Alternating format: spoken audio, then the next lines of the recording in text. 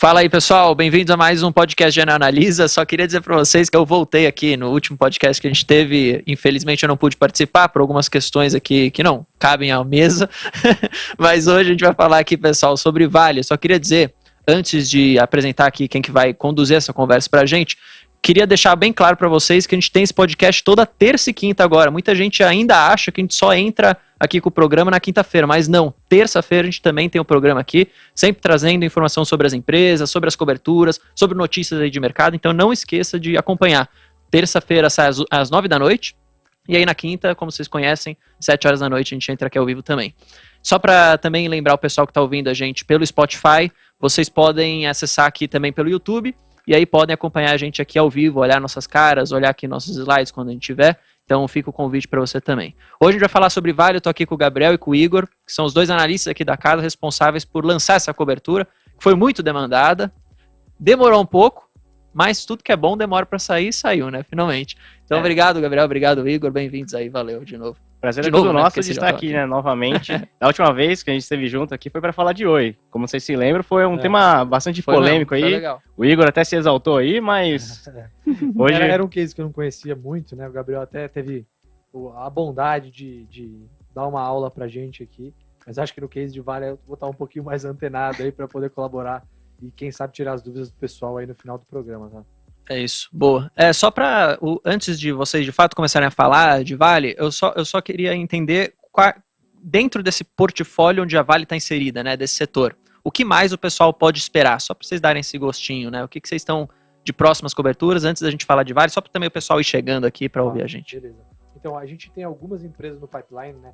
O setor de Metals and Mining, que ele é dividido mais ou menos assim, ele é dividido entre empresas que são focadas para minério. Tá com mau contato? Aí, melhor, vê se melhorou. Melhorou? Tudo certo? Mais ou menos. Falando do Gabriel por enquanto. Vai lá. Tá bom.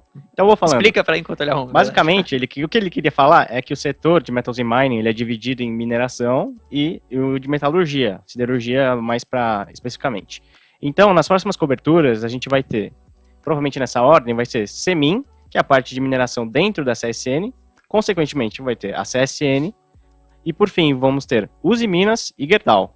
E a gente vai fazer um podcast, muito provavelmente para todas elas, ou podemos até fazer separadamente, mas a gente vai decidindo, vamos ver o que vocês mais gostariam de ver nos próximos episódios aqui do podcast, né? É isso. Então deixa no comentário aí, e a gente vai preparando conteúdo bacana para vocês. Boa.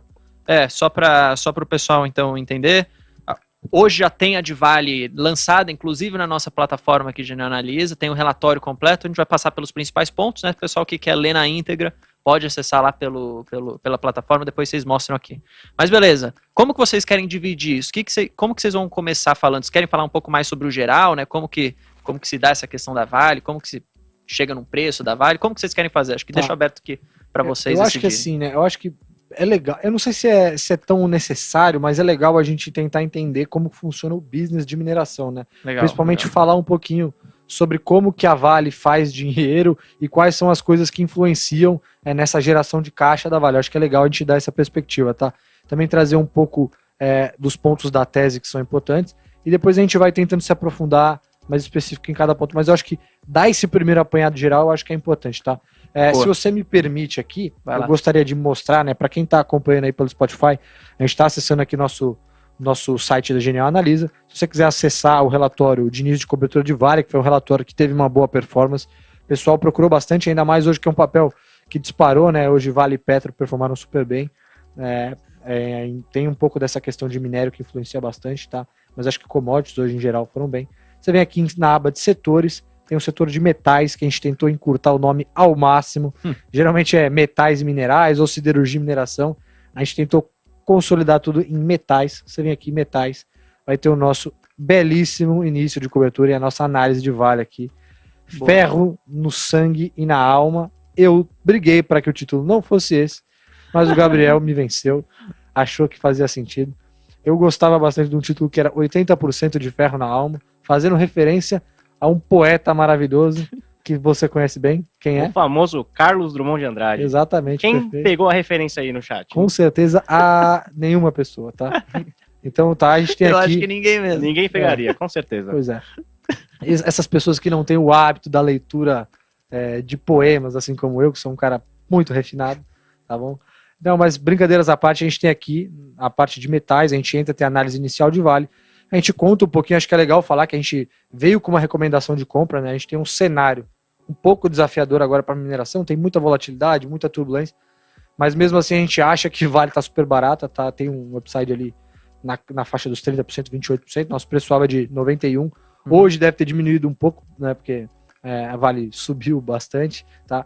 Mas é um pouco disso, tá? Então, vamos começar dando um pouco da visão geral do setor aqui, e depois a gente vai entrando nos pontos positivos, nos riscos, falar um pouco de China, que é necessário quando a gente fala de Vale, e daí depois a gente pode entrar nas nossas projeções mais específicas e depois tirar a dúvida do pessoal. Boa. Beleza? Ótimo. Maravilha. Então, até pra gente falar um pouco de Vale, né? Eu acho que não é novidade para ninguém o que ela faz, né? É uma grande empresa brasileira de mineração, e o principal produto dela é o minério de ferro, e juntamente com a pelota. Que hoje, ali, se você vai olhar o quanto que ela representa, do quanto que ela gera em si, esse número ultrapassa a faixa dos 80%. Então, acho que é legal você explicar pro pessoal o que é a pelota. Muitas vezes acho que exatamente. O pessoal nem sabe o que é.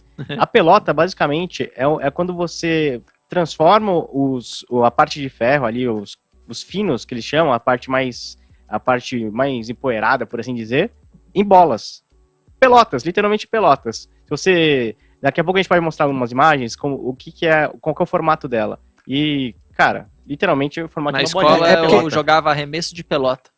Por isso que eu sabia o que era pelota. Então, mas imagina que assim, ó, você vai lá, minera, né? Você extrai, tira a pedra do solo, né, no caso minério de ferro, e ele vem em formato quase de pó mesmo e precisa ser transformado em alguma coisa. Tanto para ser transportado com mais facilidade ou para agregar um valor maior ao produto, tirar um pouco das impurezas. Então é um pouco dessa transformação, tá? Mas no fundo, quando a gente fala aqui pelotas e minério, é tudo minério de ferro, tá? Só a forma que ele é oferecido e comercializado que é diferente. E até uma curiosidade, por que eles fazem pelotas, né? Tipo, por que faria um formato de uma bola, né? É justamente porque quando você coloca na produção do aço, você tem que colocar o minério de ferro e coloca um redutor, que é para adicionar carvão e até facilitar a combustão. Normalmente é o coque ou o carvão mineral. E justamente, quando a gente coloca ali junto do alto forno, quando você faz esse processo, os gases eles precisam ser liberados. Se o componente que você está colocando lá está num formato de grão muito pequeno, o gás não consegue sair. Então, para eles compactam, mas eles deixam num formato que o gás consiga sair ao longo do tempo. E é justamente aí que entra a necessidade de você aglomerar essas partículas menores em algo, por exemplo, de um formato de pelota. Pô, é muito bacana. Então, eu acho que, assim, é preciso a gente entender um pouco dos tipos, né, de minério, como que ele é tratado e tal, porque no fundo, o produto final da empresa tem pouco valor agregado, né? Então, essas pequenas diferenças, esses pequenos tratamentos são importantes para a gente entender como funciona e na hora de olhar a quebra de receita, saber que tudo aquilo ali vem do mesmo mineral, né? Porque quando a gente for olhar para a receita da Vale mais lá na frente, você vai ver que basicamente tem vários tipos de mineral que ela comercializa e ela retira do solo ali para vender, tá? Aqui a gente tem no site, né? A primeira coisa que você vai encontrar lá são os retornos da Vale versus o Ibovespa. E assim, nos últimos, se eu não me engano, 12 meses, né? A gente está usando um pouquinho mais. Desde 2020. São 2 anos, né? De referência.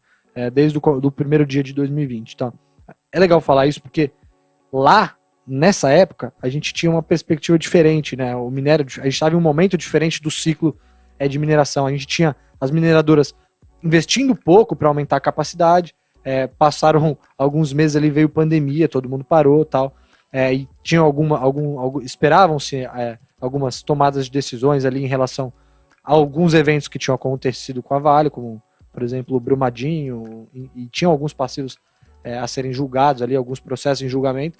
Então era um momento diferente para a empresa, era um momento onde a empresa, assim como o índice, ela não estava nos seus melhores dias. Na verdade, o índice Bovespa até estava performando bem, né, no final do ano de 2019, mas Vale talvez não era o melhor momento da empresa.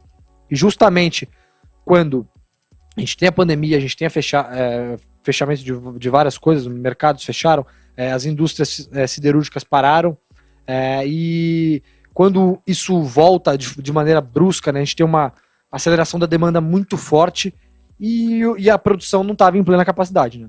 Então o que aconteceu foi um descasamento entre oferta e demanda, e o preço do minério disparou muito, e dessa forma a Vale foi junto, porque, como a gente vai ver mais para frente, Vale acompanha basicamente o preço do minério de ferro, que é o principal produto da receita da empresa. Então, quando a gente tem essa disparada, o minério de ferro chegou a quase $200, no começo do ano a gente já via isso se desenhando, as mineradoras não estavam investindo em aumento de capacidade e tal, mas a pandemia ajudou nisso, porque foi um aumento de demanda muito brusco ali, quando as coisas voltam de fato abrirem, né, a atividade econômica volta a rodar, tentar voltar à normalidade, a gente tem essa aceleração no preço do minério e ajudou muito, tá?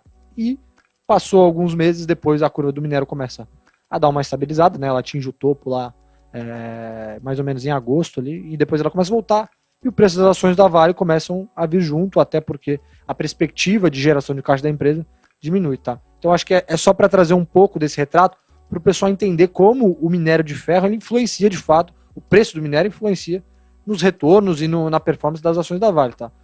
Aí aqui a gente também tem um gráfico que mostra mais ou menos o preço relativo, né, com que a Vale negocia. Então a gente tem um indicador que é o EV/EBITDA, que é mais ou menos o EV seria o Enterprise Value, que é mais ou menos o valor da empresa descontando dívida líquida, né?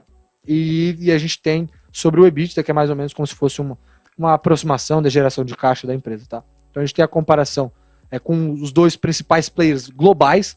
Quando a gente está falando de Vale, é difícil de comparar com as empresas aqui no Brasil. O Gabriel citou CSN Mineração, mas é muito difícil a gente fazer essa comparação porque a Vale é muito grande. Uhum. E até um ponto que é bom mencionar esse gráfico aqui, é que você observa que a Vale, ela sempre, a maioria das vezes, ela está descontada em relação aos seus pares.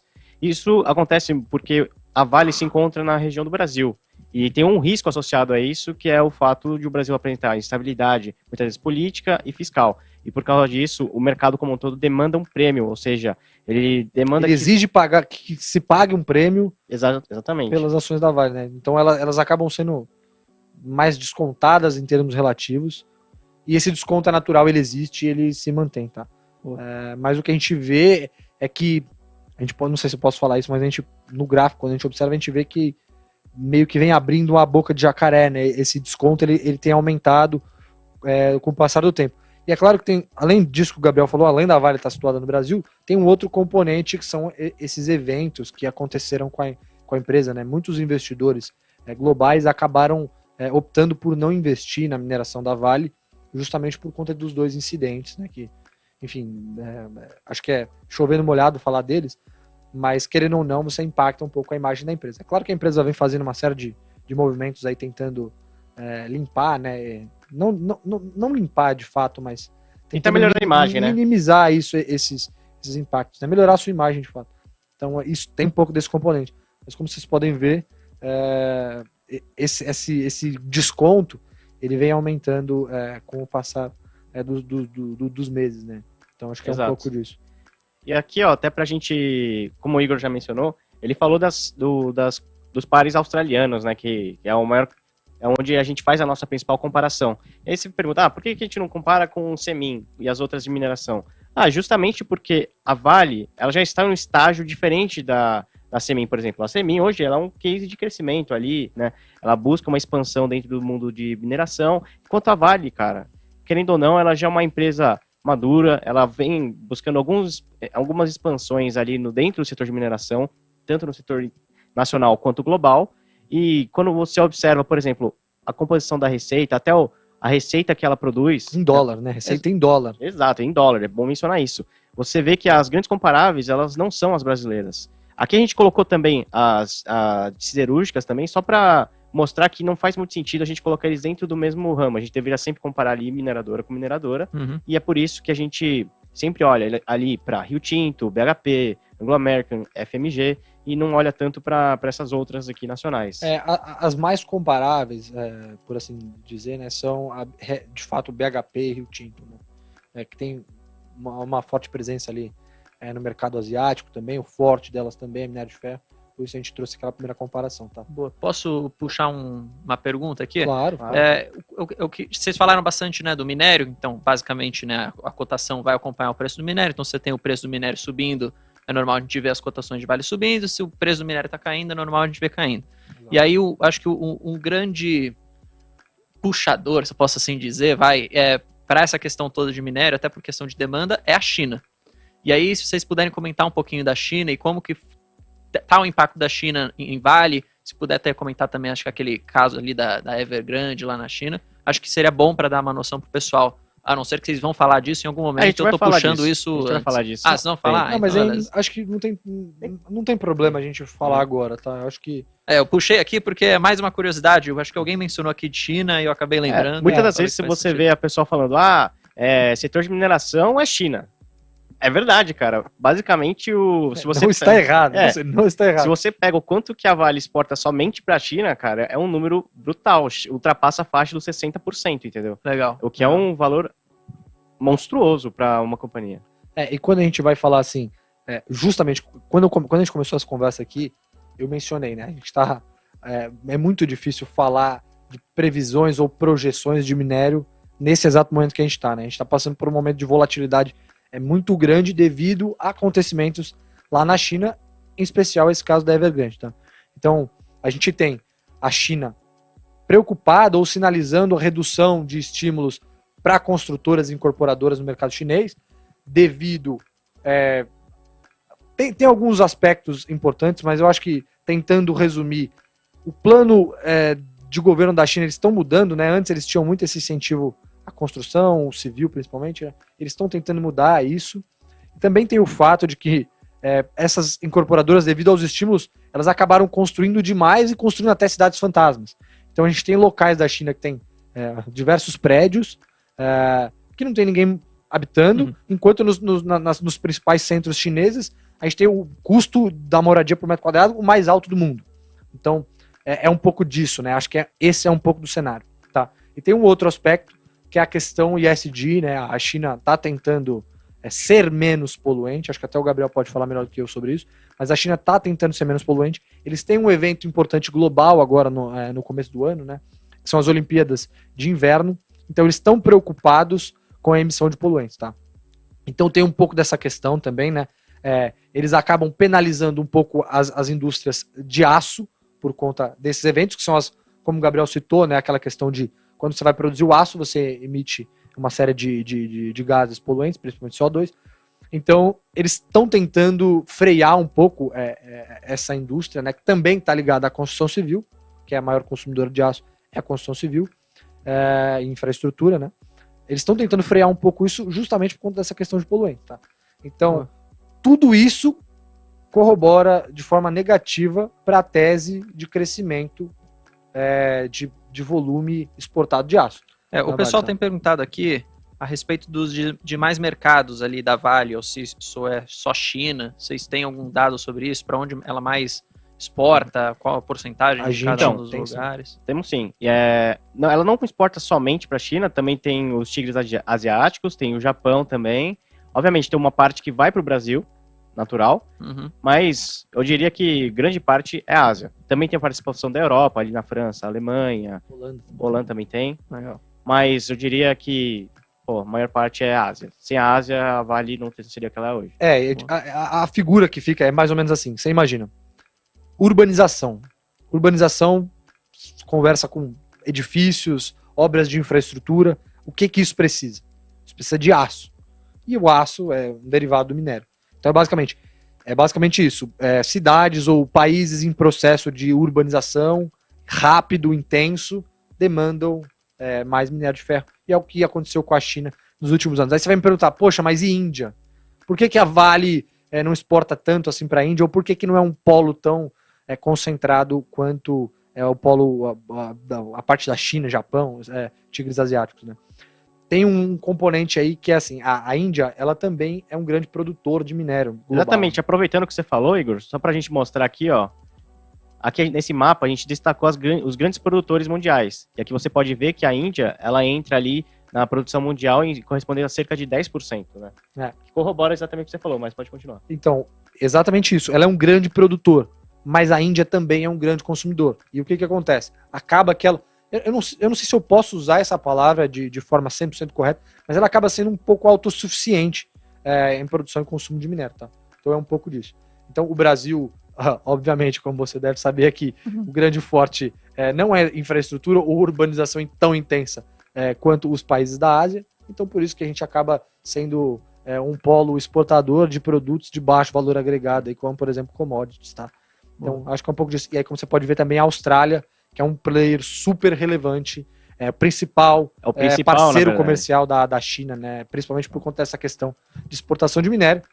E aí tem uma qualidade, né? Uma vantagem relevante, que acho que até é legal mencionar, que, assim, em relação à China, a Austrália está muito mais próximo, o que é uma vantagem geográfica, natural, competitiva em relação ao Brasil.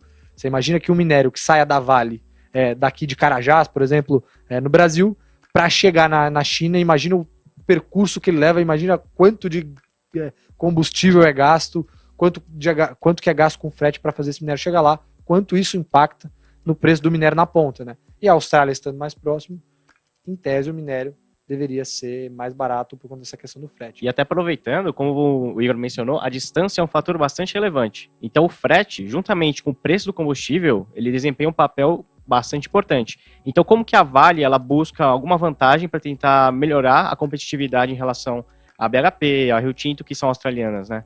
Basicamente ela busca minimizar os custos dela em toda a parte produtiva. Então quando você olha para a Vale, ela tem um sistema de logística muito integrado. Ou seja, ela consegue minimizar muita parte do custo dela e torna esse produto que chega na China bastante competitivo. E para essa parte do frete, ela tem contratos de longo prazo, ela faz um hedge ali, uma proteção via contratos de longo prazo, também usa derivativos para tentar balancear melhor os efeitos de câmbio também. Exatamente. Né? Câmbio e preço de combustível. Então, quando ele chega na China, o produto da Vale, além de ser de alta qualidade, ele também é bastante competitivo com relação às australianas. Consegue passar o gráfico? Acho que é legal para dar essa imagem, né? Então a gente tem polos produtores globais. A gente tem principalmente Brasil e Austrália. Polos consumidores globais. Esse gráfico é até engraçado, né, Igor? Quando a gente estava montando ele, a gente viu que ele até bugava. Porque a China aqui, ó, vocês podem ver, ela é responsável por 63% da demanda global de minério de ferro. Então são quase 1 bilhão de toneladas ano ali de minério de ferro só indo para a China, tá? E aí você vê os outros países parecem irrelevantes, né? Mas é porque a Índia aqui é para vocês. O volume chinês de consumo de minério e de aço e de produção de aço é tão grande que acaba que os outros ficam parcialmente relevantes. Tem mais um gráfico aí que eu acho que é bacana também mostrar. Então, é isso. Do ponto de vista da produção, Brasil, Austrália. Ponto de vista do consumo, é China e tigres asiáticos e Japão. Enfim, a região da Ásia, urbanização intensa, esse tipo de processo, tá? Boa. Legal de falar das principais rotas, né? Eu acho que Brasil como importador nato, né? Como exportador nato e a China como importador nato. Então tem essas rotas, né? A gente tem principalmente Brasil para a China, tem um pouco da Índia também que vai para a China, o excedente ali pela proximidade, e intenso Austrália-China, Austrália-Japão, e a Austrália tem um pouco Malásia. Enfim, tem alguns outros players importantes. Eu acho que quem tiver a oportunidade, estiver nos assistindo aí, acesse o relatório, porque tem mapas que nós demoramos horas para fazer esses mapas. Então, prestigie o nosso trabalho, vai lá. No final do relatório tem um botão lá, você pode clicar no botão de gostei, que eu vou ficar muito feliz com você, tá bom? Aqui, inclusive, nesse mapa, a gente incluiu o quanto que o Brasil, a Austrália, todos esses países, eles exportam para a China.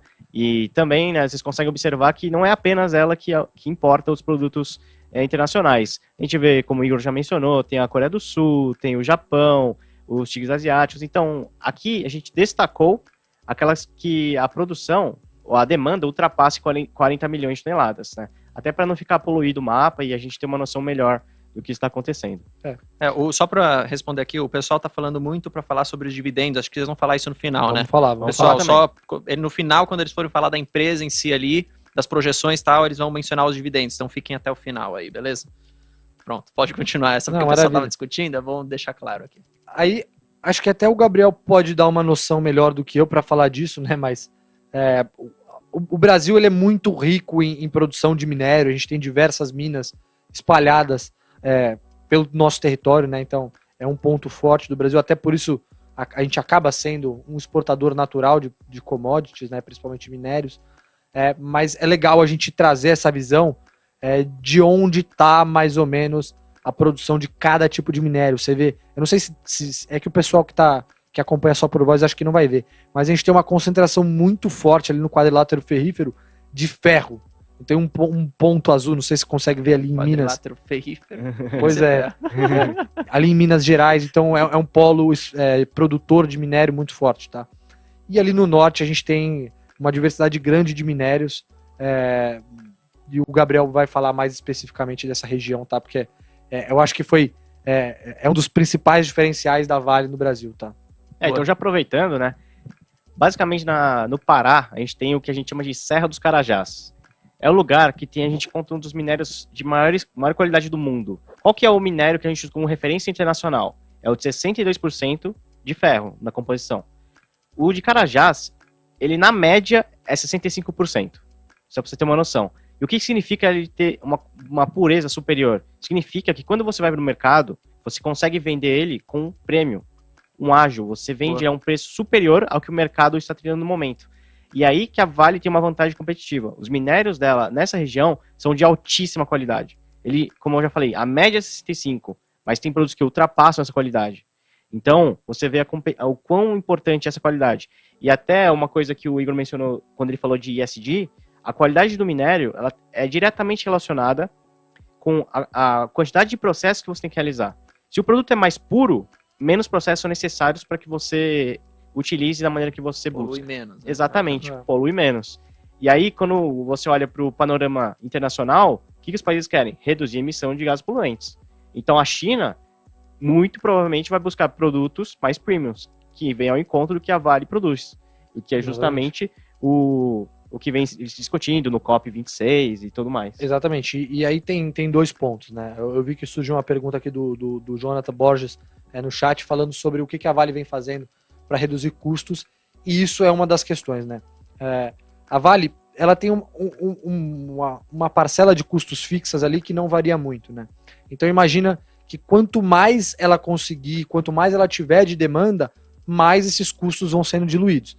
É óbvio, a gente já falou aqui, já citou toda a infraestrutura logística que ela tem, toda essa proteção que ela faz, tanto cambial, quanto de frete, quanto de combustível, isso tudo ela já faz. Mas o principal, para que a Vale consiga, vamos falar assim, reduzir o custo que a gente chama o break-even do minério, né? Do minério de ferro, para que ela consiga diminuir esse break-even, né?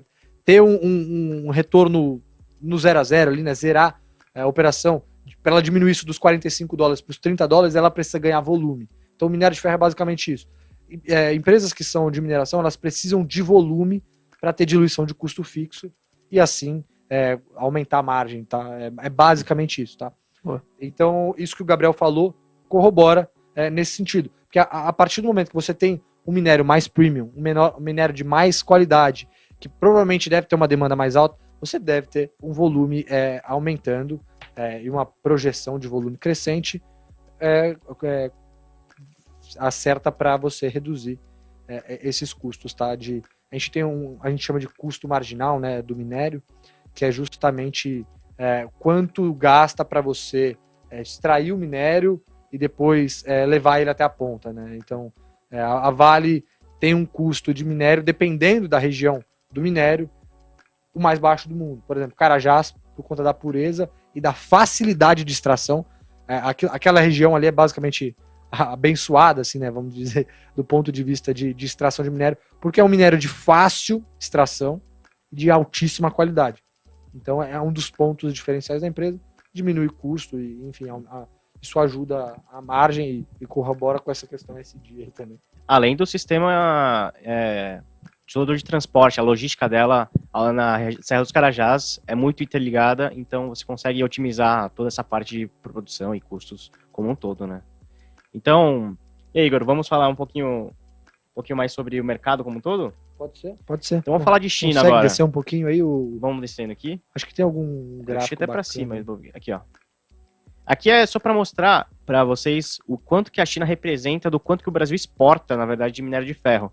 Aqui a gente colocou essa sigla de FOB, que nada mais é um mecanismo de frete. Então, vocês podem interpretar isso como o total de ferro que o Brasil exporta. Então, a China aqui, sozinha, ela ultrapassa a faixa dos 60%. E aí entra na questão de Evergrande. como a gente viu nos noticiários, a partir ali de junho até hoje, é um noticiário que vem ainda sem solução, né, basicamente. Mas o que significa, basicamente, o que aconteceu com a Evergrande? A Evergrande é uma grande incorporadora chinesa que sofreu ali um risco de default, né, basicamente ali um cenário bastante complicado para a empresa como um todo. Mas isso sinaliza para o mundo que o setor imobiliário chinês ele está enfrentando dificuldades. E isso pode reduzir a demanda mundial de ferro, o que significa que a Vale, como uma grande produtora e exportadora, pode ser diretamente influenciada como um todo. Não só ela, né? Exato. BHP, Rio Tinto. Mas por que isso é tão importante? De onde que vem todo esse problema que é da Evergrande, né? Isso vem por causa da medida do governo chinês, que se chama Three Red Lines, que são as 3 linhas vermelhas, que o governo chinês, basicamente, tornou mais difícil o acesso ao crédito. Porque o que acontece se ele limita o acesso ao crédito? Basicamente, as empresas incorporadoras, por exemplo, no caso da Evergrande, se torna mais difícil de realizar empréstimos. Ou seja, ela não consegue rolar a dívida dela, não consegue ficar estendendo as dívidas que ela possui. Uhum. E outro fator é que ela não consegue financiar novos investimentos. Então ela fica meio que parada no tempo ali e tem que arcar com todos os seus passivos. E uma vez que ela não consegue, gera essa situação e que afeta todo o setor imobiliário de construção civil como um todo ali da China. E é por isso que a gente viu uma queda abrupta ali, a meados de julho, agosto, que despencou o preço do minério. Pra vocês terem noção, o preço do minério ultrapassou a faixa dos $200 por tonelada. E hoje ele beira a parte dos 104, 103 dólares por tonelada. E eu acho que assim, é legal falar isso, porque foi uma subida muito brusca, mas também foi uma queda muito brusca. Então, para você ter uma noção, antes, né, a gente não tinha cobertura ainda em Vale, mas nesse momento que a gente viu o minério a $200, a gente via muitas casas de análise ou outros bancos falando que Vale era R$130 por ação. E é só para vocês entenderem mesmo a sensibilidade do preço do minério. Porque se o preço do minério ficasse naquela faixa, a quantidade de caixa que a Vale gerava por dia, né, por tonelada de minério produzido, era absurda. Hoje, na faixa de $100, ainda é absurda. Você imagina que o custo dela fica mais ou menos na faixa dos $45. Então, ela ainda está gerando caixa, tá? Tem essa questão. Ela tem hoje menos investimentos no pipeline do que ela tinha lá em 2015, por exemplo, que ela ainda estava rampando, fazendo o ramp-up de algumas minas. Hoje ela tem menos e ela tem um preço do minério maior do que ela tinha na época. Então, na época, a gente está falando do minério a $30. E a gente está falando que o custo da Vale aqui de marginal é de $45. Uhum. Então, você imagina que naquela época ela tinha EBITDA negativo. Hoje, ela tem um EBITDA positivo, está gerando caixa, e aí a gente vai chegar lá na frente para falar dos dividendos. Mas falando de China, é exatamente isso que o Gabriel falou. Perspectiva lá de diminuindo, né, em relação aos investimentos em construção civil, estímulos do governo em relação à construção civil, isso afeta o setor de mineração como um todo, tá? E o preço do minério responde a isso. Antes, o governo chinês bancando, estimulando, ele, a partir do momento que deu ruim, né, com a Evergrande, ele fez uma sinalização já um pouco mais negativa. Uhum. Parecia que ia retirar estímulos de maneira abrupta e de maneira rápida. O que aconteceu foi que, passado alguns meses, nesse momento que a gente está agora, o governo já percebeu que não é possível fazer isso. Porque se ele fizer isso, um monte de incorporadora vai quebrar. E o governo chinês, quebrando, basicamente, eu não sei, mas acho que é cerca de 30% do PIB chinês, é construção civil. Então, imagina o impacto que isso teria na progressão do crescimento. Então, não é uma coisa rápida. Retirada de estímulos, principalmente no setor de construção civil, não é rápido. Investimento em tecnologia para a China se transformar num polo produtor de tecnologia, de produtos com valor agregado, não é do dia para a noite.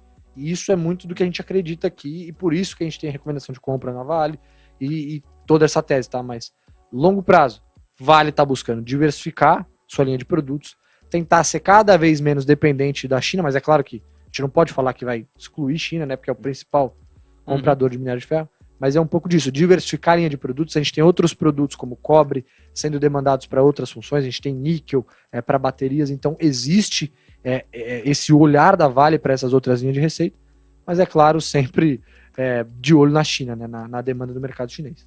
E mais uma vez eu convido vocês a lerem o nosso início de cobertura. A gente explicou toda essa parte de China, quais são os impactos que tudo que acontece ao redor dela pode causar dentro do setor de mineração e não apenas para a Vale.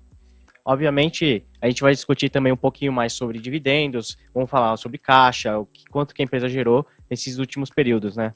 Mas uma coisa que é interessante a gente mencionar também é que dentro dessa parte do sistema imobiliário chinês, tem também a questão da redução do crescimento populacional da China. É verdade. Como a gente sabe, ela tem essa política do filho único, o que gerou um crescimento ao longo dos anos cada vez menor da população.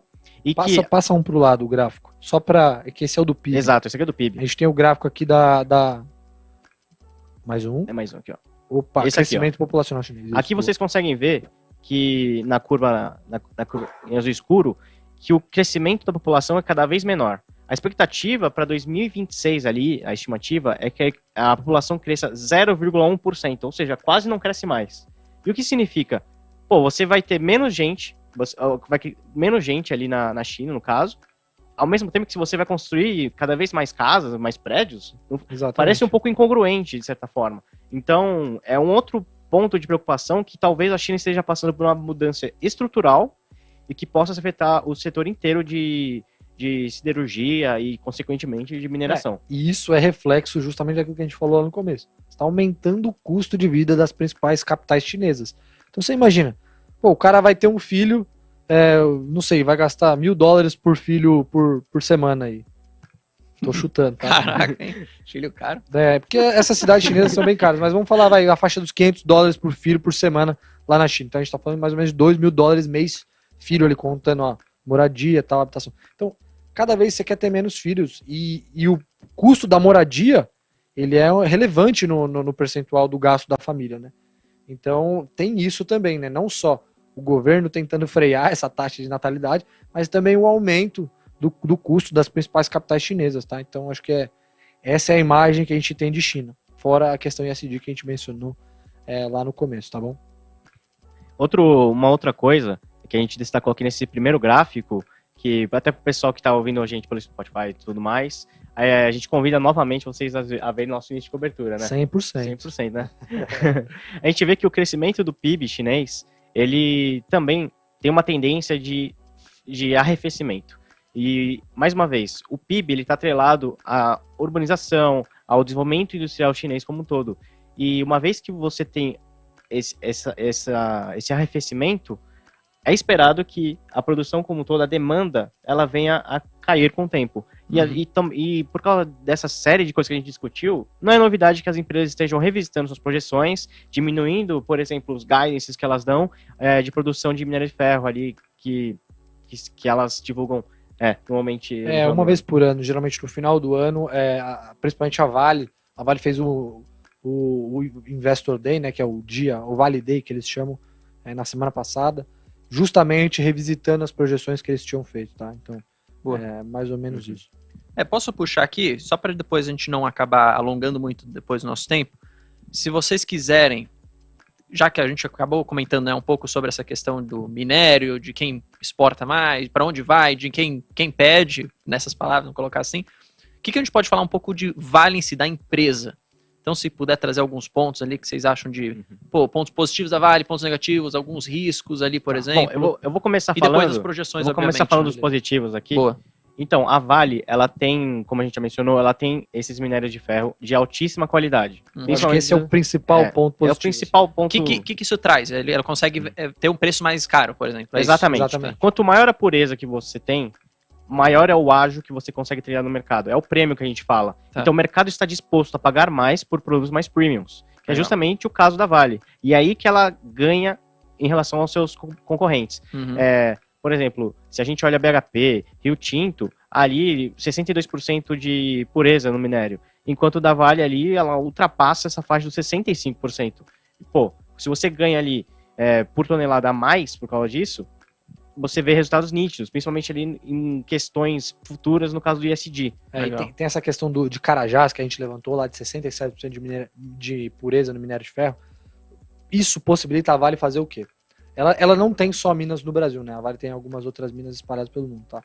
Isso possibilita a Vale fazer o quê? Ela pega esse minério de qualidade e cria um blend, né? Cria uma mistura com minérios de menor qualidade e mesmo assim consegue vender o minério com qualidade acima da média. Entendi. Então isso facilita para ela, principalmente em ganho de margem, né? Porque esse gráfico é muito legal, que ele mostra o spread, que é exatamente esse prêmio que a gente falou, das diferenças de qualidade do minério. Então a gente tem um minério de 65% menos o minério de 62%, quanto que variou a curva, né, desses dois minérios, qual que foi a diferença, e a diferença entre os 58 e os 62, tá?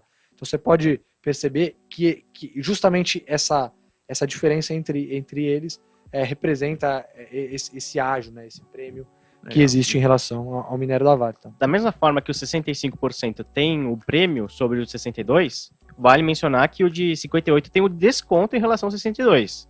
E a gente observa esse descolamento natural ali entre o de 65 com o de 58, basicamente. E é basicamente isso que a gente quer mostrar nesse gráfico. Quer dizer que o mercado está disposto, em certos momentos, a pagar muito mais ali pelo minério de alta pureza em relação ao que tem disponível no mercado.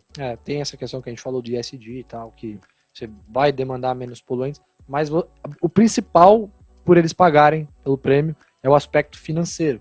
Você gasta menos dinheiro para transformar aquilo em aço, tá? Eu acho que esse é o principal ponto.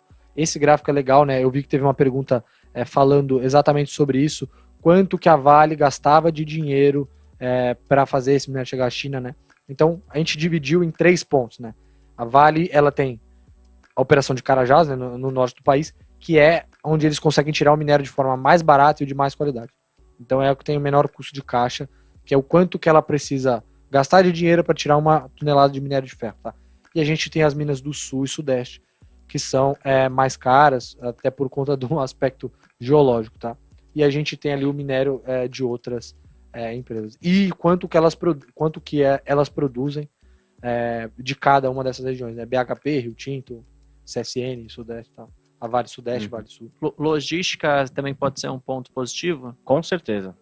Inclusive... Na verdade, assim, logística interna, ponto positivo.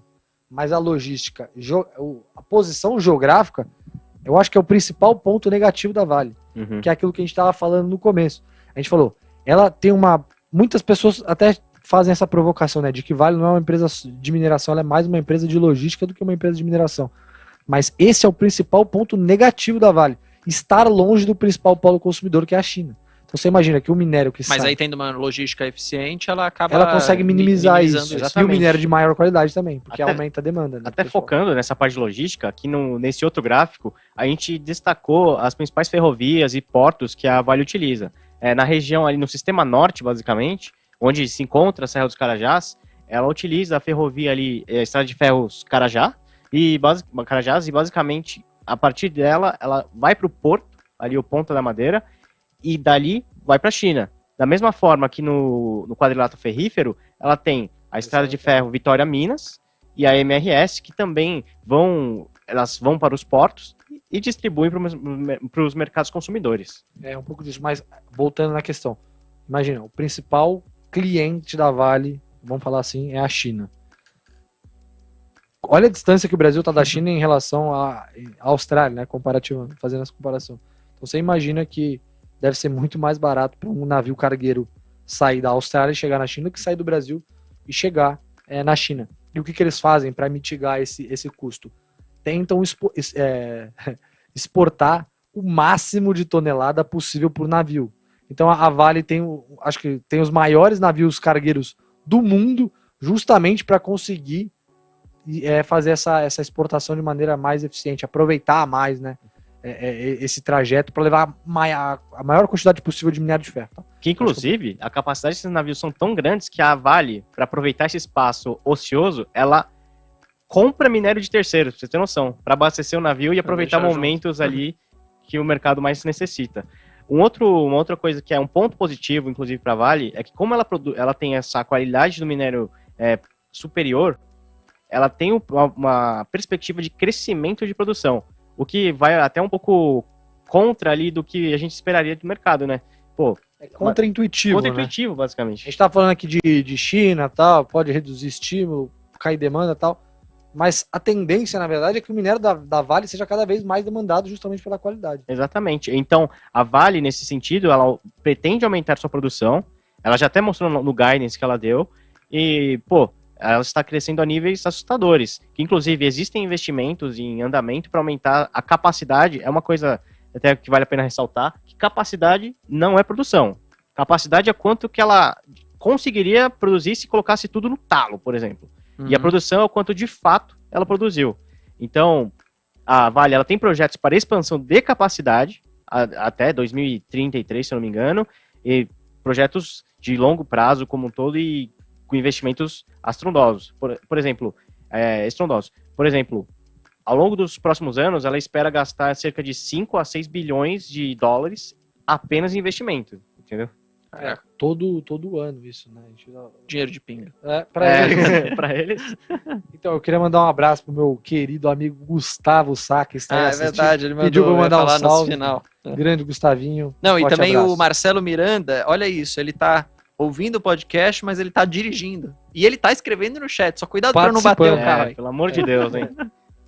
Ó, a gente destacou aqui esse projeto S11D, né? Por que ele da Vale. Exatamente. Por que ele ficou tão famoso? É porque justamente ele integra tudo que o Igor falou de custo, redução de custo ao máximo, aliado a um sistema de logístico altamente integrado. E aqui é apenas é o que o Igor até ficou brincando, né? É o FarmView aí. Exatamente. E a gente vê com detalhes, aqui vocês podem clicar na imagem e ver os detalhes de toda a produção. Mas ele mostra exatamente como, desde a mina até chegar aos portos para exportação. E é nesse quesito que a Vale fez um trabalho fabuloso, e a S11D produz minérios de altíssima qualidade, chega até 67%. Tá, você falou dos pontos positivos e oportunidades, a gente tem uma sessão no relatório que passa por eles de forma mais explícita. Né? Eu queria saber os riscos agora, o que é ruim? Lá em cima. Tá. O que é ruim, aí depois a gente fala tem a leitura dinâmica ali do lado que você pode clicar, ó, tem ali, ó. Exatamente, riscos. Olha, ó, a minha ignorância. Olha viu? Que maravilha. Essa é a vantagem, viu, pessoal? Tá, então a gente tem elencado tudo bonitinho, a gente falou da demanda do minério de ferro, que a gente acha que, principalmente o minério da Vale, deve continuar em patamares satisfatórios para ela continuar gerando caixa. A produção de minério de ferro continua em ascensão, né? A gente passou por alguns momentos de baixo investimento no setor. Outro ponto importante, que é o tema desse podcast, é o baixo endividamento da Vale em relação à capacidade que ela tem de gerar caixa hoje. E no que isso se traduz, né?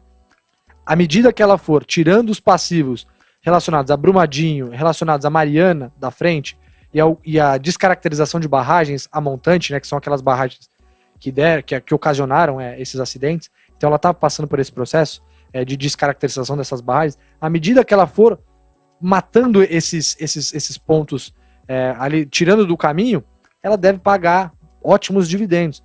À medida que o minério de ferro, as nossas projeções, e o mercado todo acredita que não deve ficar abaixo dos 70 dólares, pelo menos para os próximos 5 ou 6 anos, a Vale deve ser uma baita pagadora de dividendos. Tá?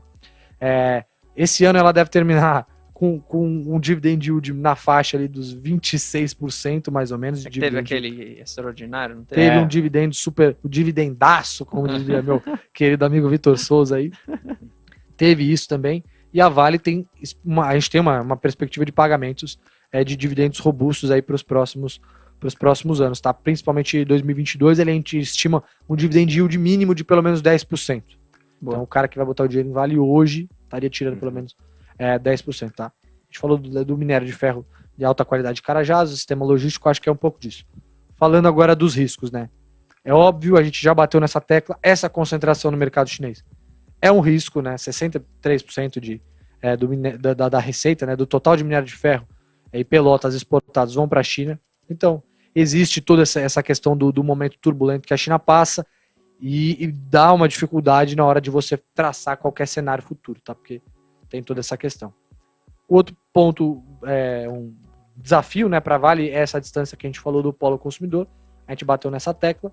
Eu acho que a questão ESG também é um ponto importante, embora a Vale esteja trabalhando de forma firme e forte ali para tentar sanar os prejuízos que ela ocasionou, estão marcados na história da Vale, Mariana e Brumadinho. Tá? Eu acho que não tem como não falar isso. Então eu acho que é um pouco disso. Tá? Então tem esse risco da queda da demanda no mercado chinês, essa volatilidade toda no preço do minério de ferro, a questão ESG, E também a distância entre o gráfico, né? Das projeções do minério. Exatamente. Exato. Até um ponto que a gente queria tocar, é que aí reflete exatamente o que a gente viu com a Evergrande, o que ela gerou ao longo desse período. Como a gente mencionou, ali por volta de julho, agosto, teve esse evento de Evergrande, que caiu abruptamente ali a curva do preço do minério. E como que estão as projeções? Quais foram as premissas que a gente utilizou para os próximos anos, né? Basicamente, a gente tem em 2022 ali, que a gente projetou com $90 por tonelada, e ele vai caindo linearmente até atingir ali o preço de equilíbrio que a gente acredita, que seria de $70 por tonelada. Essa é até uma premissa conservadora, se a gente for analisar o que o mercado está precificando no total. E esse preço é o preço que a gente chama que é o preço implícito de longo prazo do minério de ferro que a empresa vem aplicando. Imagina assim, o mercado faz as projeções para Vale e ele coloca lá no longo prazo, na perpetuidade, algum preço de minério. E isso deveria se refletir no preço da ação hoje. Conforme você tem os movimentos voláteis do mercado, o mercado vai para cima, vai para baixo, a curva de minério também se movimenta. A demanda chinesa vai para um lado, vai para o outro. A quantidade de minério, o estoque nos portos, também vai para um lado, vai para o outro. Isso mexe na curva do minério.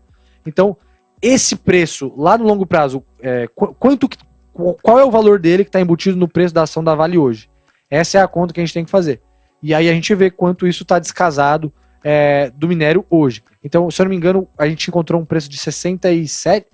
Não, 61, mais ou menos, no dia do relatório, né? No dia do relatório. O preço implícito do minério era de $61 no preço que a ação estava negociando, tá? Inclusive, muitas pessoas abordam a gente e falam, qual que é o preço implícito do minério que vocês estão usando aí? E aí é justamente esse cálculo que a gente vem fazendo.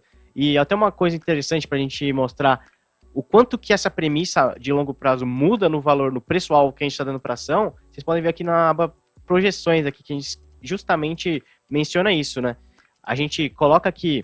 dependendo do preço do minério, qual seria o preço justo da ação? Exatamente. O preço justo da ação da Vale, e a gente vê, no momento que ela estava ali por volta dos R$69, a gente viu que o valor aqui do preço-alvo deveria estar em torno de, ali ó, R$63, ali, entendeu? 66. Então a gente falava assim, no longo prazo, a ação a R$66, né? Qual que era o preço que o pessoal estava fazendo na conta, o preço implícito do minério? $60.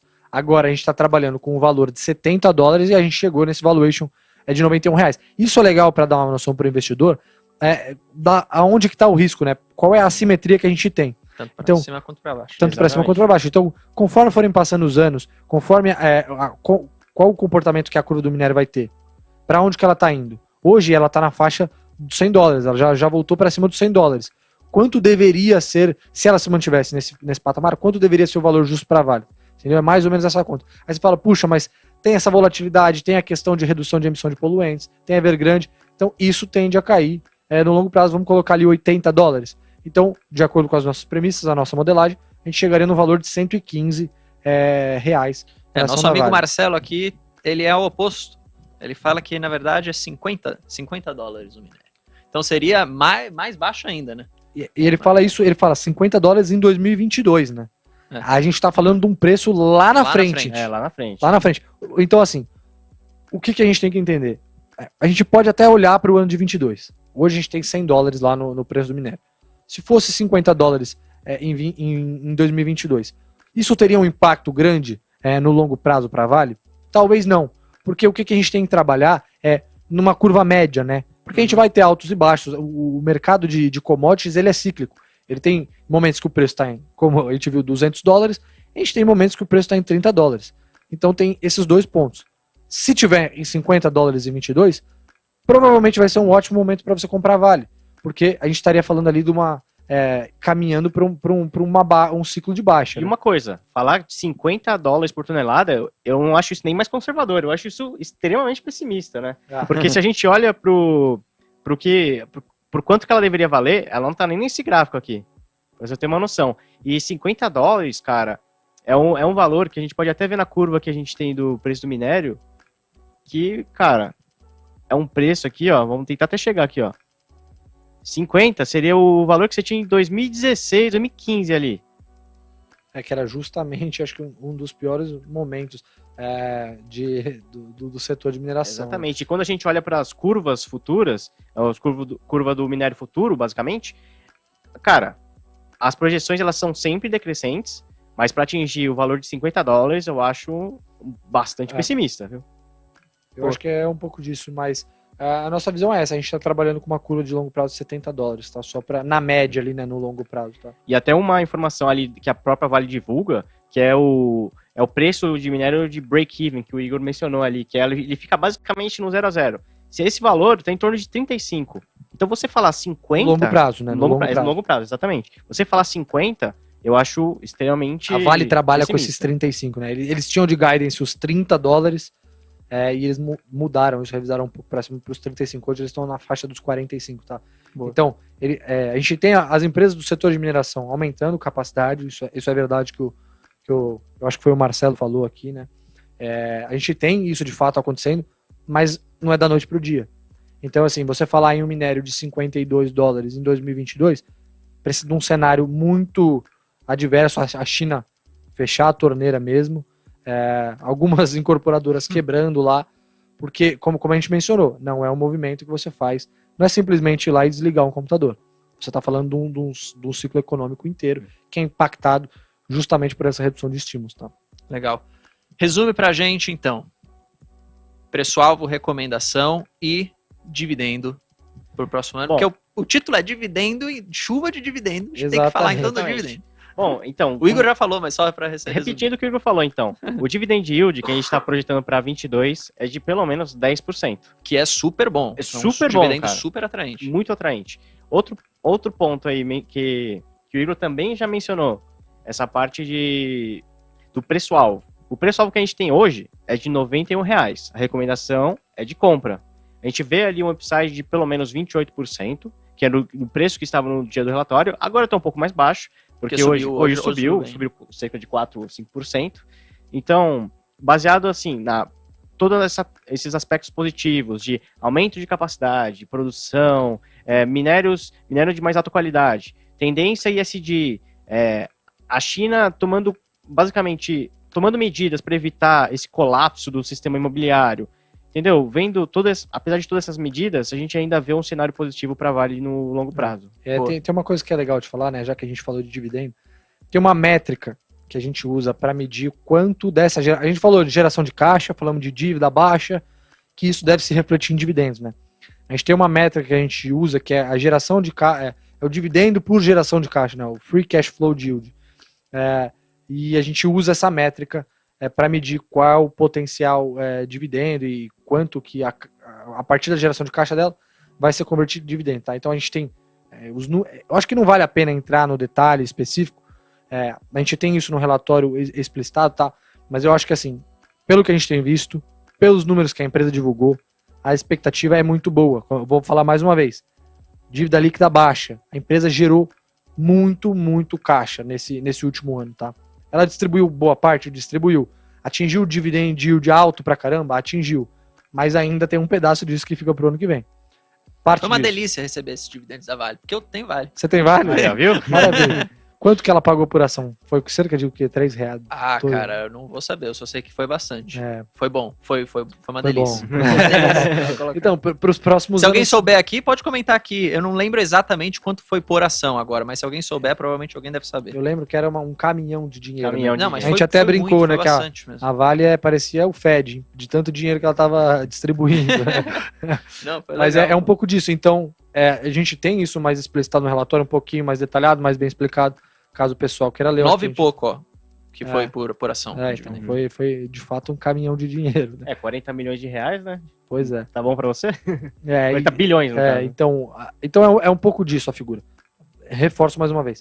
Dívida baixa, controlada, os passivos, né? As indenizações sendo negociadas. Boa parte já foi negociada, mas é claro que quando a gente está falando de processos, principalmente que envolvem indenização, pessoa a pessoa, né? Família a família.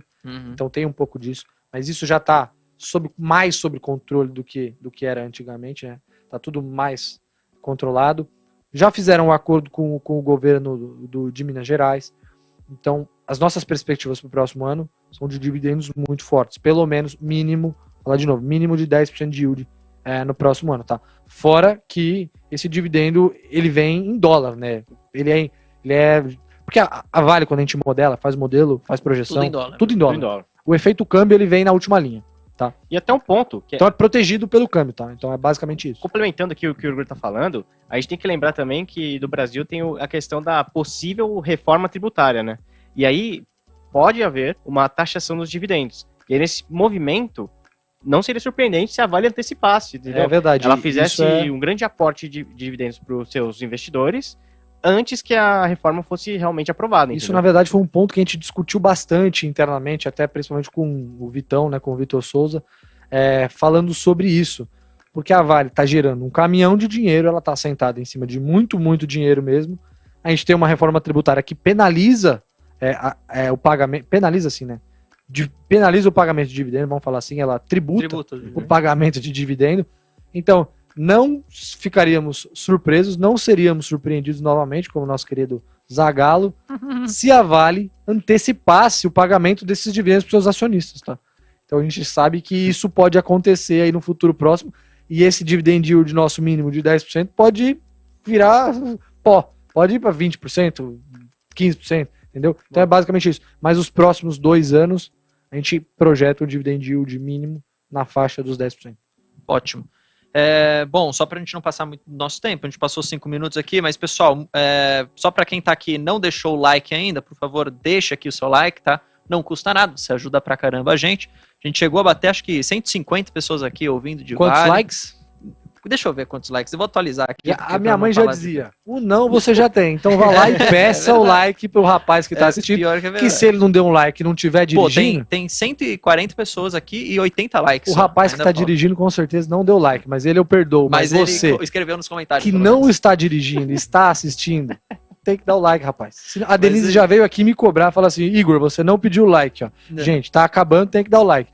Então, rapaz, dá o like aí. Mas fechado, então, acho que por consideração final aqui, fica, acho que aberto aqui pro pessoal ler na íntegra o relatório, que tem mais informação além do que foi falado aqui, tem os gráficos pro pessoal ver com mais calma. Explicando os tipos de minério também, que eu acho que é legal. Não deu tempo de explicar aqui, mas pessoal, é isso, acho que, obrigado Igor, Gabriel, foi uma baita de uma aula aqui. Eu tenho Vale, fiquei feliz de ouvir aqui, que é feliz de ter Vale. Feliz de ter Vale, porque, não só recebi um dividendo bom, como também tenho a projeção aqui de receber o dividendo bom de novo, né? Eu costumo falar assim, cara, paga 10% ou mais de dividendo, é muito bom, cara, é um negócio excelente. E é renda passiva, né? Você tem a ação e você recebe o pingado na conta. Não, então, e tem outra história, né? O pessoal migrando, a gente até conversei disso com o Nishio outro dia, falando, o pessoal tem migrado muito para renda fixa, né? Tem NTNB pagando IPCA mais 5, mas a gente tem que lembrar que essas empresas, elas estão repassando inflação, né? Elas, no fundo, você comprando uma empresa que gera caixa, que tá ali ativa na sociedade, a inflação, ela tem que passar por isso, né? Tem que repassar isso pro consumidor, né? Então, uma empresa que está pagando 10% de dividendo, com certeza ela tem ali nas suas receitas essa produção e inflação. Eu que agradeço você, Bruno. Boa. Peço desculpas pro pessoal que ficou cobrando a gente aqui para falar de cobre, de níquel. Acho que o foco deveria ser o minério de ferro, porque é o principal receita da Vale, mas deixo o convite para acessar o relatório. Não, e qualquer coisa a gente também faz uma parte 2 aqui. Não, a gente só vai fazer uma parte 2 se derem like, né, Bruno? Tem que dar like, senão isso não é foda. Aí depois vem o Nishio, e se não dá like, cadê os likes? Cadê as views? Não sei o like, é que assim, o pessoal tem que entender, o like não ajuda a gente só agora. O chefe depois vem cobrar, falou, o podcast não bateu 1000 views em 2 dias. Não bateu as views, não bateu os likes. Então o like não é só pro momentâneo, falar assim, gostei do Bruno, bonitinho, vou dar um like. Não, é pra posteridade. Você dá o like para o vídeo continuar sendo entregue para mais pessoas. E não pode esquecer também, pessoal, que a gente tem o nosso podcast terça e quinta agora. Então, se você deixar o like, curtir os episódios, a gente depois começa a fazer terça, quarta e quinta. Ou segunda, terça, quarta, quinta, sexta. Sei lá, vai um flow da vida, faz todo dia. Tá, mas é isso. Ó, o Rubens só perguntou, o relatório fica onde? A gente traz o Ronaldo aqui. Passa aí só pro pessoal como que eles acessam o Genial Analisa antes da gente finalizar. Beleza. Tá tem 2 caminhos, você pode entrar no site da Genial, tem a parte de conteúdos, né? Você digita no Google Genial Investimentos. Lá no header, lá em cima no cabeçalho, tem a parte de conteúdo. Lá você vai ver o Genial Analisa. Ou você digita na URL aí, analisa.genialinvestimentos.com.br. você já vai cair no site da Genial Analisa. Lá a gente tem cobertura de quase 100 empresas, tá? A gente está chegando nessa meta de 100 empresas para a felicidade de Eduardo Nishio. E lá você encontra o relatório de Vale, tá no setor, você entra na aba setores, metais, vai ter lá Vale 3, início de cobertura, ferro no sangue e na alma, tudo que você precisa saber sobre esta maravilhosa empresa que é a Vale. É isso. Valeu, Gabriel. Valeu, Igor. Valeu, pessoal. Forte abraço. Até o próximo episódio. Tamo junto. Valeu. Genial Analisa, nossa nova plataforma de recomendações com as melhores ações do mercado de capitais. Descomplicamos as análises de ações para você aprender como investir melhor o seu dinheiro. Comprar, vender ou manter? Essa é a resposta que você encontra na nossa plataforma. Existem mais de 400 empresas listadas na Bolsa de Valores. Tem as melhores ações na sua carteira, com as recomendações mais assertivas do mercado. Invista com qualidade. Genial Analisa.